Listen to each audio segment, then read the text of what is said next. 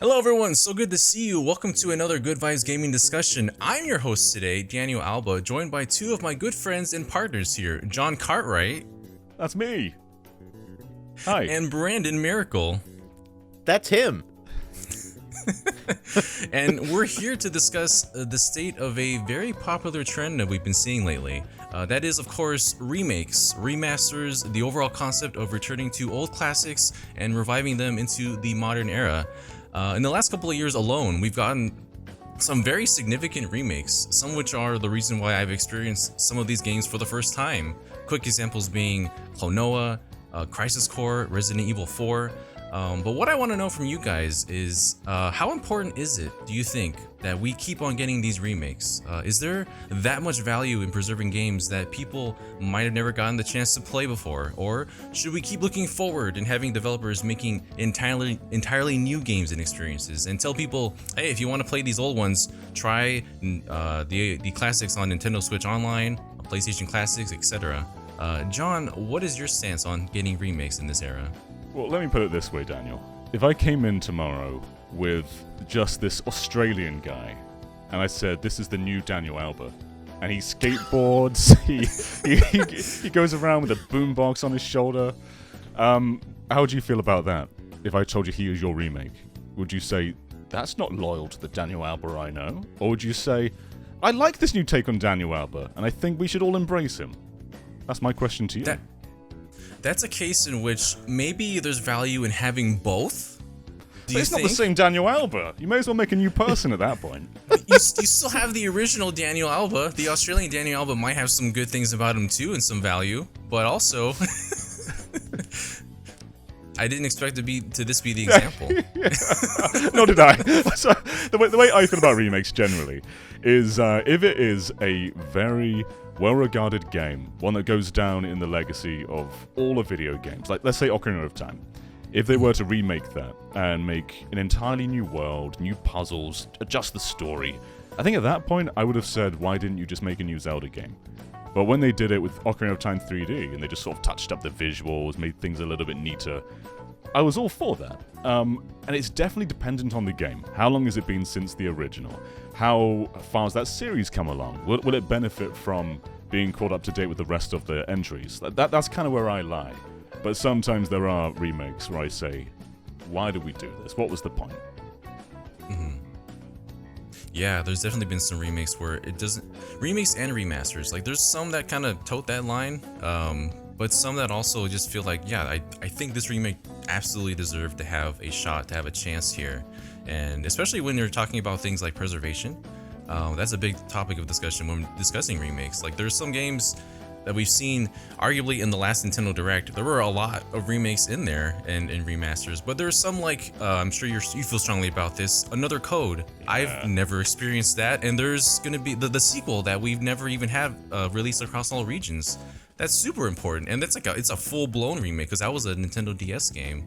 Yeah, and that's very important, because that entire presentation, the inputs, it was like a touch-based overhead point-and-click, pretty much. They've turned it into a third-person game. Like, they pretty much have made a new game out of that. And I think the reason that's okay is because Another Code or Trace Memory is this franchise that's in limbo. It would have not come back in any other way. And this is kind of not just a way to bring it back, but also kind of a way to give it another chance. And I am totally for that in any situation. But, then there's stuff like The Last of Us Part 1, where the results of the game aren't bad. It's still a good game. It still looks really good. But it took the core Naughty Dog team to make that game, and I just kind of view it as a waste of resources. I would have rather that they made something else. Yeah, absolutely. Brandon, what is your stance on the state of remakes right now? I look at this in a multitude of ways. I pretty much agree with the way John has described it, but I think value is another important word that I've heard said here a few times. You look at a game like Paper Mario: The Thousand Year Door, and if you want to buy that on GameCube, the only legal way to play that game currently, you're going to be spending a lot of money. So I think remakes are also important, just to make those games available at a price that isn't, ridiculous. That's not going to hurt when you go to buy it.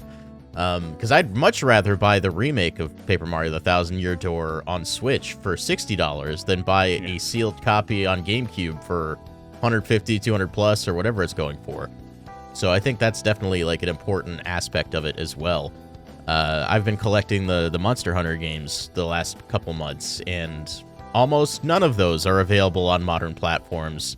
Luckily, they're not very expensive, at least if you buy the Japanese versions, but if they're available on modern platforms, then I wouldn't have to jump through these hoops. Like, going back to the Thousand Year Door as well, it's not just about making the game readily available, it's also about putting confidence back in the franchise. Because they could like make an entirely new entry that's built off the foundation of the first two games. But I think it's just a smarter move to give people exactly what they know they want first before doing something a bit different. Because if they were to make another turn-based game, I think the expectations it has to live up to are probably a bit too high to ever meet everyone's expectations. So to sort of level them first, being like, this is what you want, right? Okay, now we're going to do something else. I think that is smart too. That also gives new developers a chance to kind of experience the way that those games were made in the first place. Because I imagine the team working on the remake probably doesn't have much overlap with the GameCube's original team.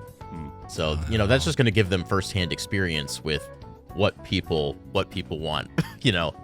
Yeah, like even right now, like some of our most anticipated games are in fact remakes, as you're discussing right now. Games like Paper Mario: The Thousand Year Door, Metal Gear Solid 3 Snake Eater. Right now, Atlas is advertising the heck out of Persona 3 Reload, which is one of my most anticipated ones right now. I'm sure no one's surprised about that. But yeah, as you're saying, with Paper Mario and also Super Mario RPG, which is weird that we're anticipating two different turn-based Mario RPG games, really just like testing the waters to see what do people want from this series. Like, they're actually hopefully listening to us and the fact that we do want this kind of style of game to return, because Alpha Dream unfortunately isn't around to give us the Mario and Luigi series, which kind of filled that role for our turn-based games with Mario. And but yeah, that kind of leads me to think about what do you think, well, for you guys, in your opinions, what are some of your favorite remakes that you've seen or played in the past, even the few years, or just, you know, any old remake from years ago? I feel Resident Evil always does it, well, usually does it really well. And I think the pinnacle of Resident Evil remakes is still the first one. Because they refine that formula to basically as good as it could be. If you don't jive with tank controls, you'll never jive with them. But they took what you could do and brought it as far as it can go. They had a bunch of games to work with, whereas 1, 2, 3, Code Veronica, 0. And then they arrived at the remake, and they really just made the best game they could out of that.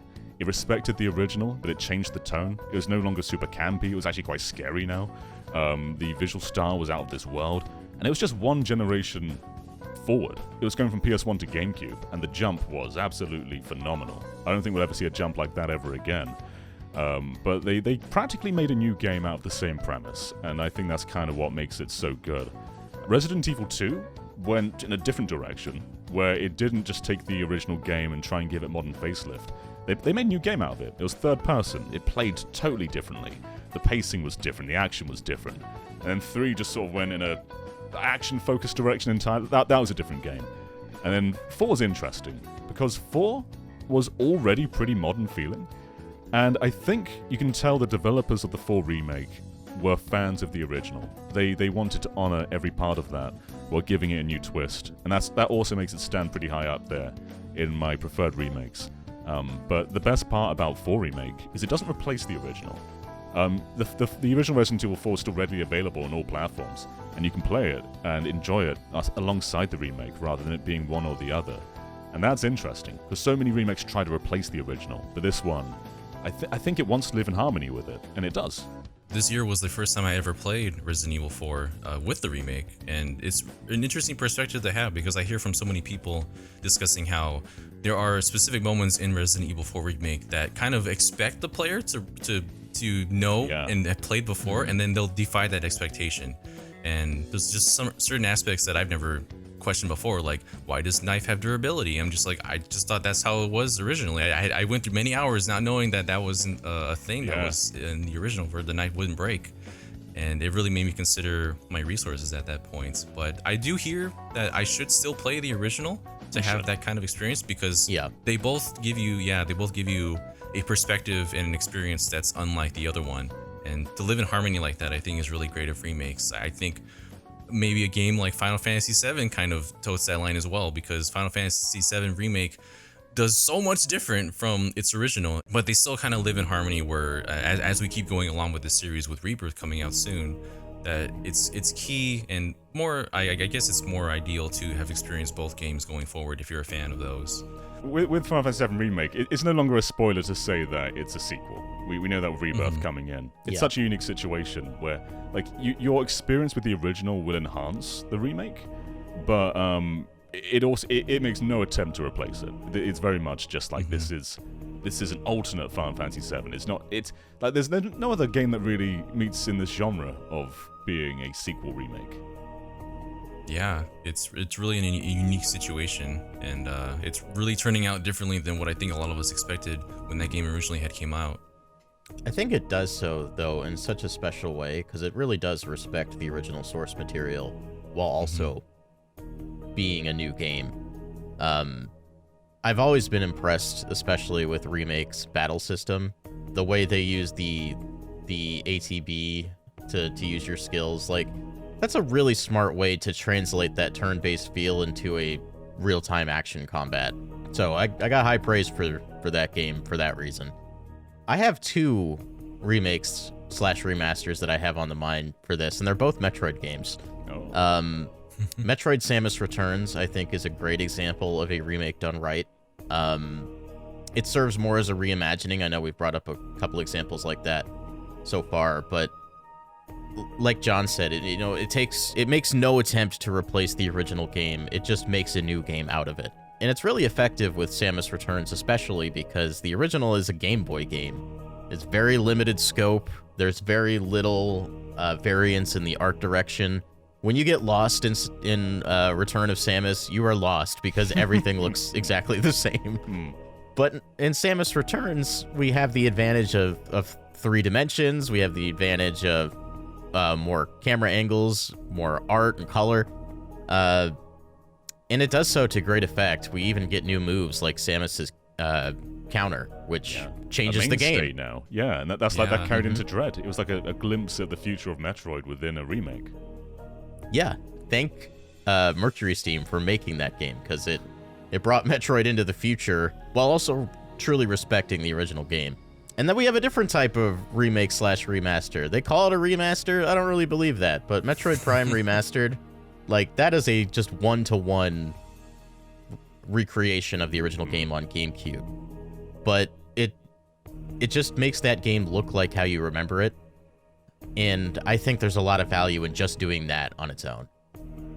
Because Metroid Prime is a wonderful game. It's a lot more modern, obviously, than Metroid 2 on Game Boy, so there's a little less wiggle room in terms of what you can do to change it.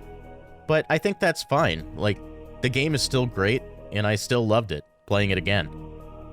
So I think there's value there, too. That kind of remake can sometimes backfire, I feel. Like the Shadow of the Colossus remake on PS4 isn't bad. People like that remake. But I always hold the original PS2 version in a higher regard artistically. It has such a distinct look to it, like that sort of overexposed Team Eco lighting that is not really in the remake. Even like the faces don't quite have that sort of iconic look to them anymore. Like, the remake's good. If you play that game, you play Shadow of the Colossus, it's still good. But there's just something less distinct looking about it. And Metroid Prime doesn't have that problem. That remake fully understands the art style. It just kind of modernizes everything. Whereas, some other remakes can maybe look a bit too clinical, if they don't quite understand what they were creating, maybe. I kind of have that opinion of Mario vs. Donkey Kong. We have that remake coming out. And not to say that it looks bad visually, because it certainly doesn't. It's just when you compare that to something like Super Mario Bros. Wonder, we're definitely going back to that more homogenized, this is like milquetoast Mario look.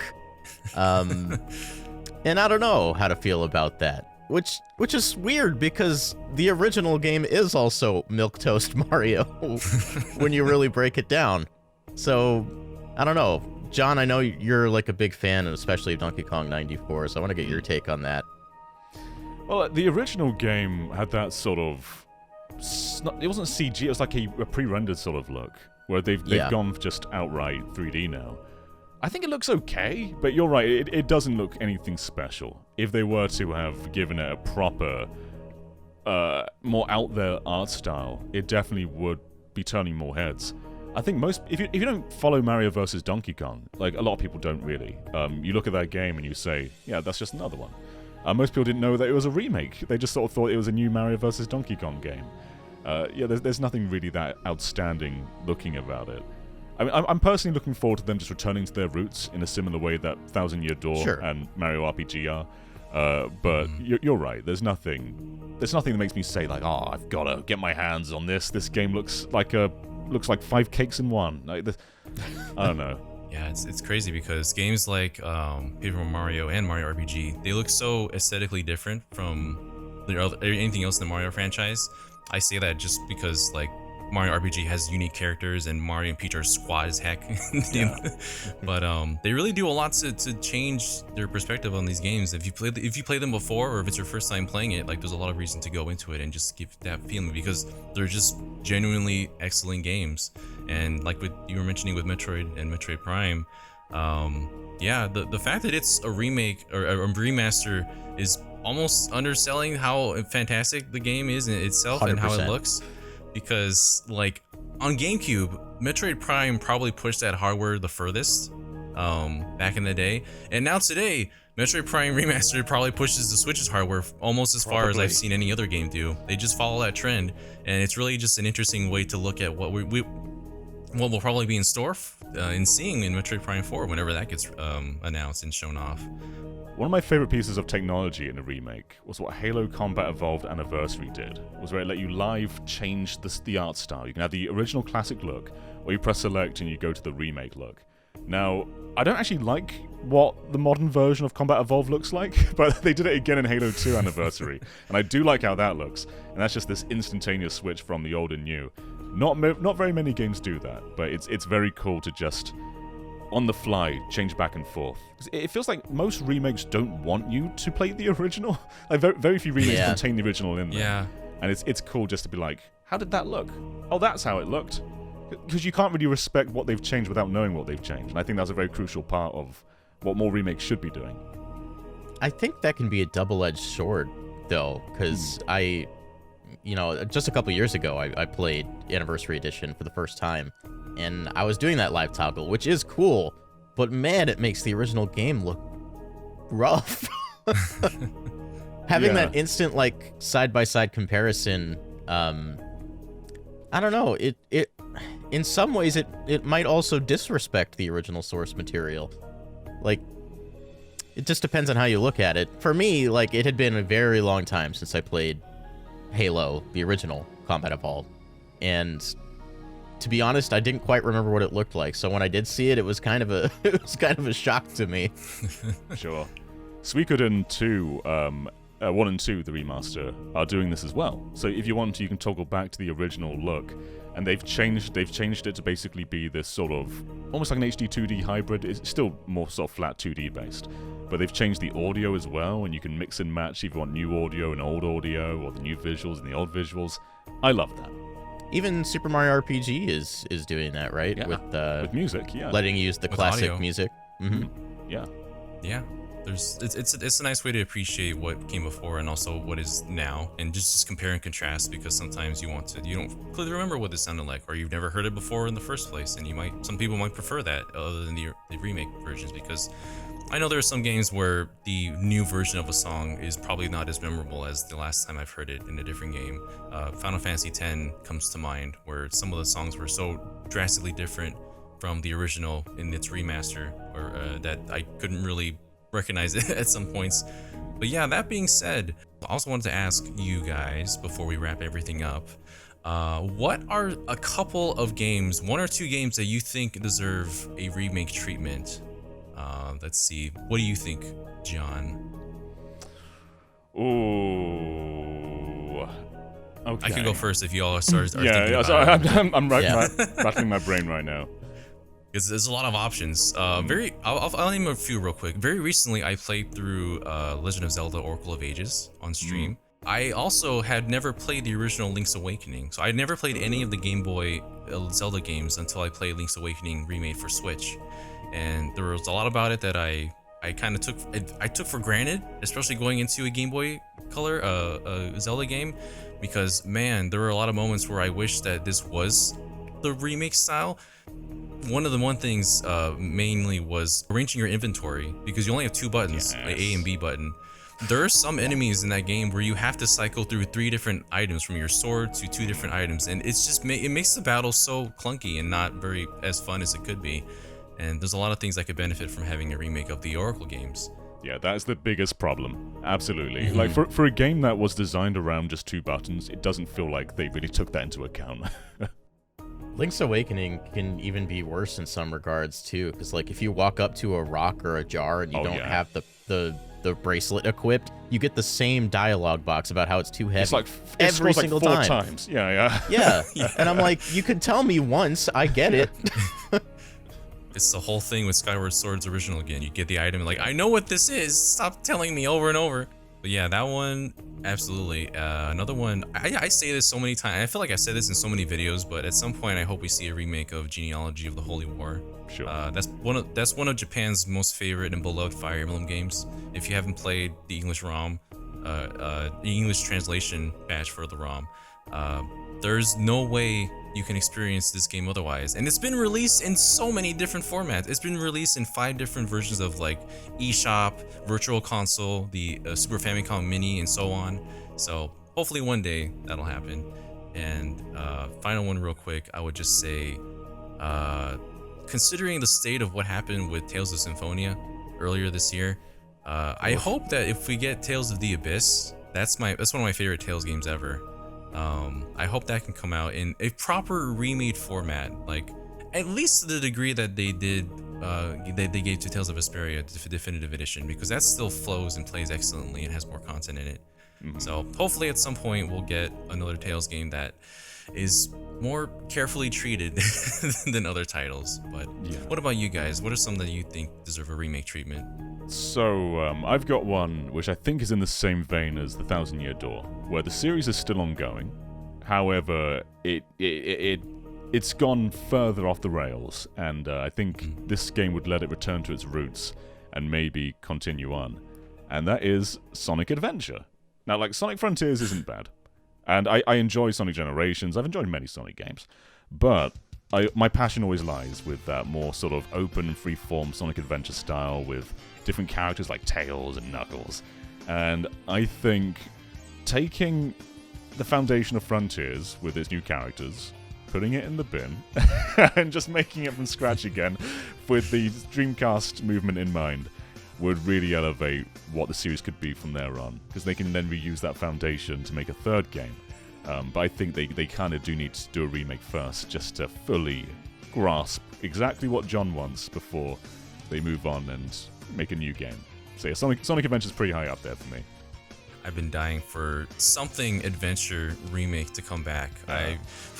Again, the first time I experienced Sonic Adventure 2 was on the GameCube, Sonic Adventure 2 Battle, because I didn't have a Dreamcast, so that kind of port was the reason why I was able to experience this at all. And then they released Sonic Adventure DX sometime afterwards, and gosh, there's a lot of jank about it, but I love it for that. And if they can also come back and refine it, that would be something that would be very exciting to see, because there's almost no other Sonic games that have an overworld quite like Adventure, the original.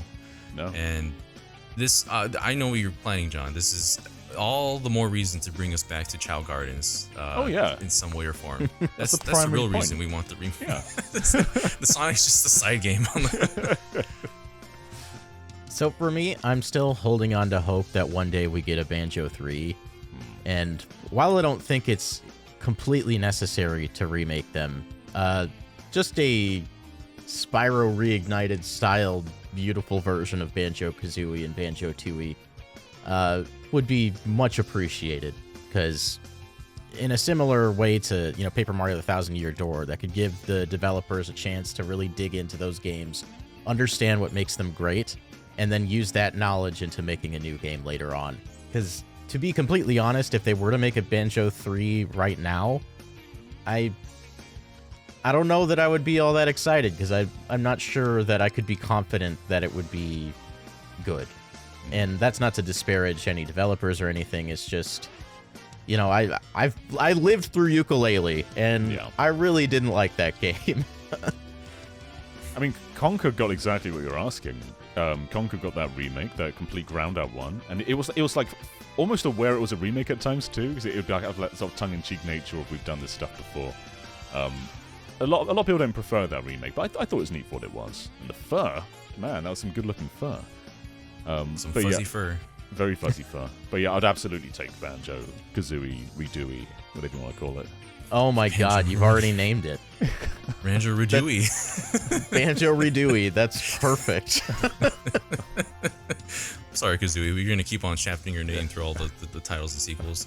Another reason for that, though, like, that would just give us a chance to have a remastered soundtrack. I love the music in those games, and just let Grant do it again. He can do it as many times as he wants. I don't care, you know? Yeah.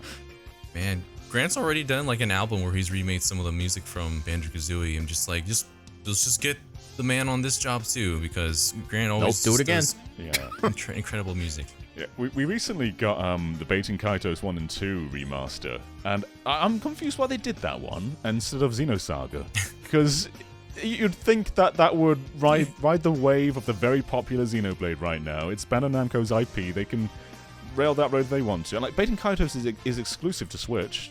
Was there a contract in making that happen because of Monolith Soft? No clue. But why did you choose that one? They have reason to go to Xeno, especially if you played Future Redeemed. Like, come on, where did this idea come from? Before we get to Saga, though, I would love a remake of Xenogears. It's strange because like you can do both, because like Bandai Namco don't have anything to do with Gears. Like you can get Square on the phone for Gears. And they got Square on the phone. We actually know who's making Mario RPG, do they? But they must have got Square on the phone for the rights of Mario RPG. So are they buddies? Can they get Gears done? I think so. A little handshake action. Let's make it happen. Yeah, a little backdoor shady deal. Yeah. Yeah. You brought up something I hadn't even thought about recently, and that's that we still don't know who's making Super Mario RPG. It comes out in a month. Who's doing this game? It's just gonna be the credits. It's just gonna say, just be like a black screen with the word Dave just scrolling down. Thanks, Dave. Oh man, Dave is also the new voice of Mario. There you go. He's making it all happen. Yeah. Oh my goodness. But with that all said, is there anything else you guys want to bring up as in the topics of remakes, remasters, anything before we wrap this up? What are we gonna do with Australian Daniel? Like, can we let him exist still? Are you what are you saying? We're gonna kill him? Are you gonna give him a chance at least? What do we do with this guy? Is it identity fraud for him to carry on? I think we ship him back to Australia, give him a new name, let him live his own life. Oh, wackadoo! Oh man, are you region locking Australian Daniel? I think so. I just want him the chance to live his own life as his own person. He sounds like a problem to me. I mean, All Australian right, Daniel also suggests the existence of Australian Brandon, because we've talked about the Brandon Daniel verse. That's true. We come in pairs. Yeah. If there's one, there will be another. Ask many of our friends. We know the truth. But okay then, if that's all you have to offer. That's all I got. I think that about wraps up this discussion then. Thank you both for joining me, and thank you for listening and or watching. If you like discussions like this, as well as other features, news updates, and more, consider subscribing to Good Vibes Gaming, and perhaps even joining our memberships. That's a new thing we have right down below there. Or if you prefer, you can join our Patreon, where for just $1, you have access to our exclusive Discord, where the conversation never ends. All right, everyone, take care till we meet again. Bye, everyone. See ya.